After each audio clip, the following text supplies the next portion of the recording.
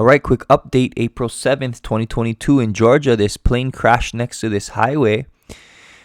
And you can see if they're on scene here, you're going to watch out for traffic. It is a busy highway, but you do have police on scene directing that.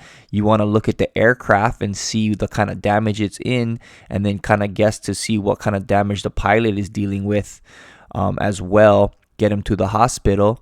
And it kind of crashed shortly after takeoff, and 3 times less common actually, but 20 times more fatal. So luckily he was not fatally injured. It was this aircraft here, 1969 American AA-1, November 623 whiskey is the tail number. And then you can see shortly after takeoff, I don't know if it was crosswinds, maybe didn't do a thorough pre-takeoff briefings, maybe didn't set conservative takeoff minimums. Those are the 3 kind of main ones for takeoff accidents, but you can see only a minute after takeoff. And it happened at this Cobb County International Airport,